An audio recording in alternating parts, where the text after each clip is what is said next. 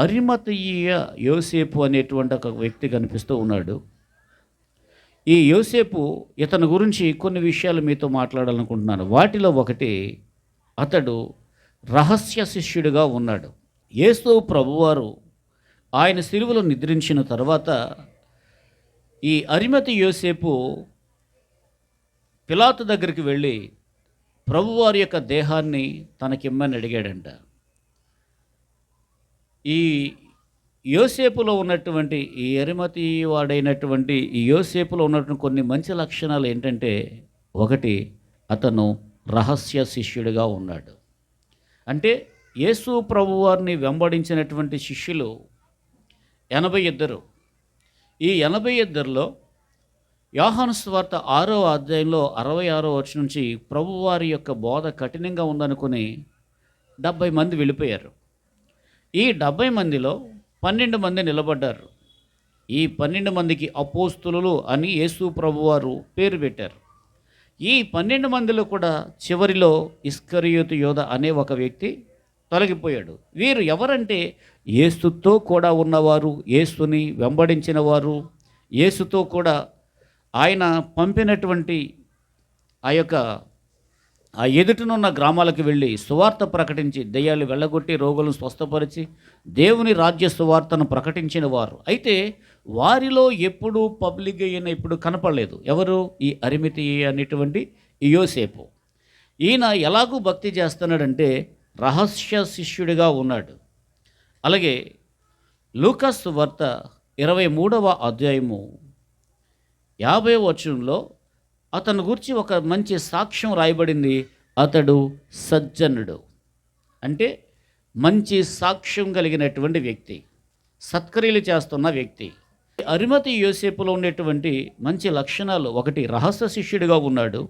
రెండవది, సజ్జనుడిగా ఉన్నాడు.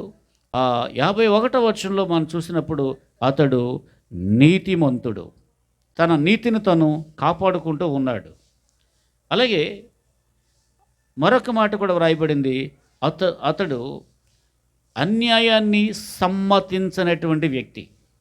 అన్యాయంగా యేసు ప్రభువును సిలువనేసినటువంటి ఆ యొక్క విషయాన్ని అతడు సహించలేకపోయాడంట. హల్లెలూయా. వారు చేసినటువంటి దానికి అతను ఏం చేయలేదంట? సమ్మతించలేదంట. ఆయనలో మనం చూసినటువంటి ఈ 4 విషయాలు, ఒకటి, రహస్య శిష్యుడిగా ఉన్నాడు. 2, సజ్జనుడిగా ఉన్నాడు. 3, నీతిమంతుడిగా ఉన్నాడు. 4, అన్యాయపు తీర్పును సహించలేని స్థితిలో ఉన్నాడు. అంత మాత్రమే కాదు, ఈయనలో ఉన్నటువంటి మరొక మంచి లక్షణం ఏంటంటే, 5వ విషయం కూడా అక్కడ వ్రాయబడింది ఆ వచనంలో.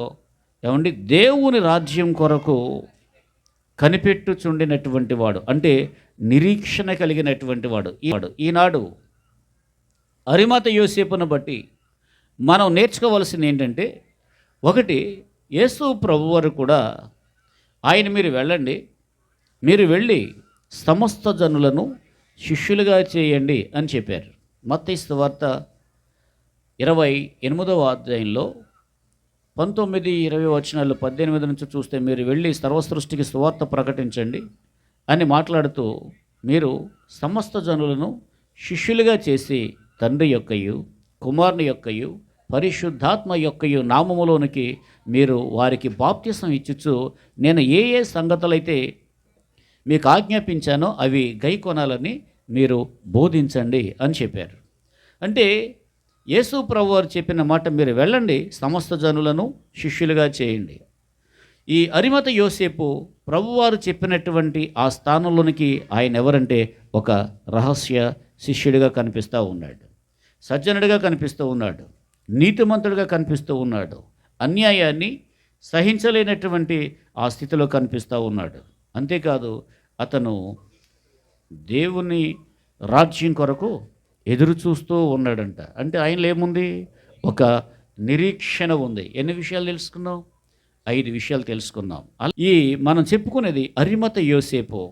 ఈయనలో ఉన్నటువంటి మరొక మంచి లక్షణం ఏంటంటే, మార్కు సువార్త 15వ అధ్యాయము 43వ వచనంలో అరిమత యోసేపు అతడు తెగించి, ఆరవ మంచి లక్షణం ఏంటంటే తెగింపు కలిగినటువంటి వాడు. ఎందుకంటే ఇతను ఒక మతబోధకుడని, లేదంటే ఇతడు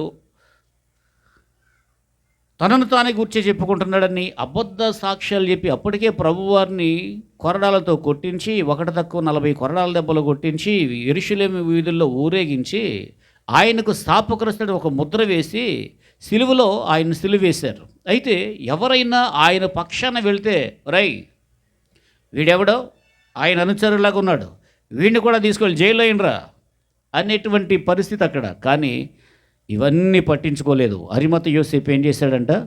తెగించాడటండి. హల్లెలూయా. ఒక వ్యక్తి దేవుని సంధికి రావాలన్నా నువ్వు దిగిపోయావా అంటారేమోనండి, హల్లెలూయ స్తోత్రం అని హేళన చేస్తారేమోనండి అని అనుకుంటే నీవు యేసుని వెంబడించలేవు. మరేం కావాలి? ఎవరేమనుకున్నా పర్వాలేదు అని త్యాగం కావాలి.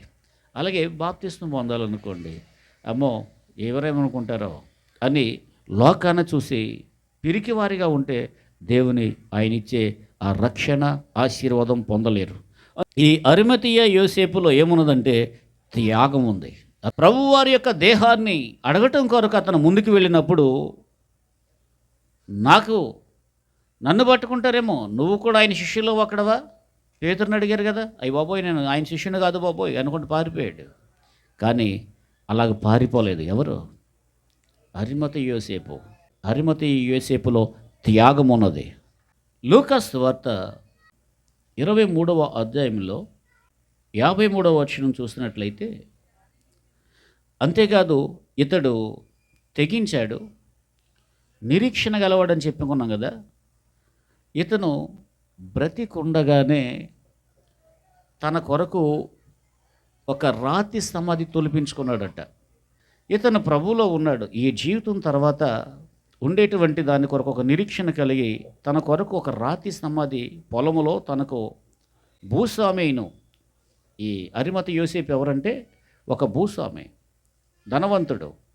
తనకు పొలం ఉంది, ద్రాక్ష తోట ఉంది. ఆ ద్రాక్ష తోటలో తన పొలంలో ఏదో పెద్ద రాయి బండ ఉంది, దాన్ని ఒక గుహలాగా తొలిపించుకున్నాడు, సమాధి తొలిపించుకున్నాడు. ఏ మనుష్యుడు ఎన్నడూ దానిలో ఉంచబడలేదంట. అయితే తన కొరకు తొలిపించుకున్నటువంటి ఆ సమాధిని ప్రభువారి దేహాన్ని భద్రపరచడానికి ఇచ్చేశాడు. అలాగే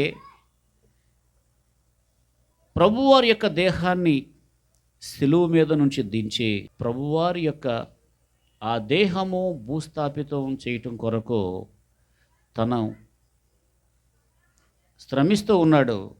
అలాగే అతను దేవునికి ఇచ్చే విషయంలో ముందుకు వస్తూ ఉన్నాడు.